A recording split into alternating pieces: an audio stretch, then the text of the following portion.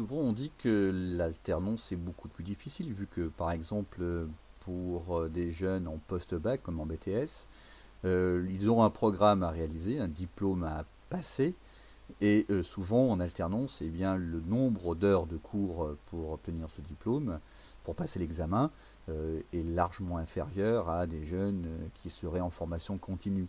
Donc comment peuvent faire ces jeunes?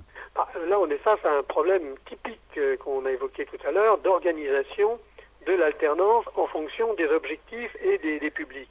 Quand on est dans une formation temps plein, que ce soit pour le post-bac ou même avant, on a par exemple 1200 heures ou un certain nombre de semaines pour pouvoir acquérir, transmettre et faire acquérir un certain nombre de savoirs. À partir du moment où le jeune est dans la préparation d'un même diplôme mais en alternance, ce temps va être divisé sinon par deux, au moins va être fortement diminué, temps d'école. Or, il faudrait effectivement, en termes de didactique, à ce moment-là, examiner point par point du programme ce qui peut être appris à l'école, ce qui peut être appris dans l'entreprise.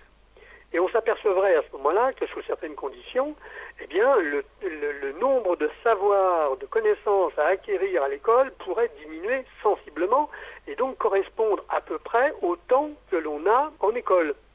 Or, ce n'est pas fait.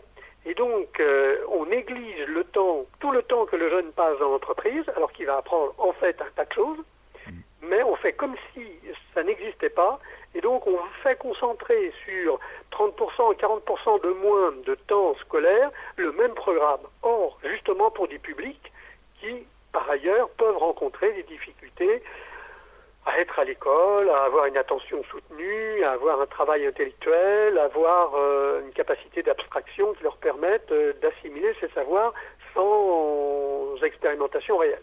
Voilà.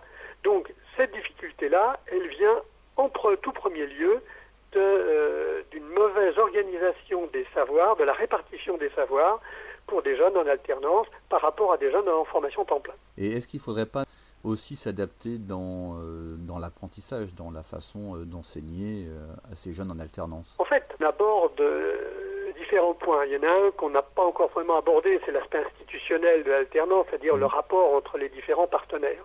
Deuxième point, c'est celui de la didactique qu'on vient d'examiner très rapidement. Le troisième point, c'est celui de la pédagogie. Effectivement, on n'apprend pas de la même façon à l'école qu'on apprend en travaillant. Les démarches sont inversées. À l'école, on est plutôt dans un système, l'enseignant explique et j'essaye de comprendre. Tout cela, après, je le consolide par des travaux, des devoirs, par une mémorisation. Voilà, mais je suis dans le système, je comprends. Et on me dit bien d'ailleurs, si vous avez bien compris, ça vous permettra après de travailler dans l'entreprise, ça vous permettra de travailler, de réaliser, de faire, d'agir. Dans l'entreprise, c'est une démarche inverse. On ne va pas me faire de longues explications, on va me donner le minimum nécessaire pour pouvoir agir. Voire même, on me confie une mission, notamment pour des jeunes en BTS, on me confie une mission. Et avec ça, débrouille-toi. À moi de mobiliser les gens qui sont autour de moi, de mobiliser des savoirs que j'ai acquis antérieurement, et donc de réaliser la tâche. Et c'est en réalisant cette tâche et en ayant après une analyse de cette tâche que je vais comprendre ce qui s'est passé. Donc je suis dans une démarche inversée. À l'école, je comprends pour agir. Dans l'entreprise, en termes d'apprentissage, je suis sur l'action. Et c'est l'analyse de cette action, au sens large du terme, ça peut être aussi le contexte de l'action dans lequel elle s'est passée, ça me permettre de comprendre. Vous voyez bien que c'est une double boucle, enfin c'est une boucle si vous voulez, mais qui va dans les deux sens. Or, bien souvent, la difficulté, c'est que cette deuxième boucle, utiliser ce qui est appris, ce qui est fait, ce qui est vécu, ce qui est agi dans l'entreprise, par le centre de formation, n'est pas fait. D'ailleurs, on a des enseignants qui, sans s'en rendre compte, le nient ce qui est appris dans l'entreprise en disant, écoutez, avec le temps que vous venez de passer dans l'entreprise, on a perdu beaucoup de temps, donc sur le programme. Donc vite, ouvrez votre livre à la page 48 et on continue le cours qu'on a vu il y a 15 jours. Alors que cette analyse qui serait faite sur le plan social, humain, technique, technologique, enfin bref, de ce qui a été vécu par le jeune de l'entreprise, permettrait effectivement de consolider des savoirs, de faire le lien entre des savoirs théoriques et des savoirs dits pratiques, et serait effectivement tout à fait bénéfique. Ça, c'est une grande difficulté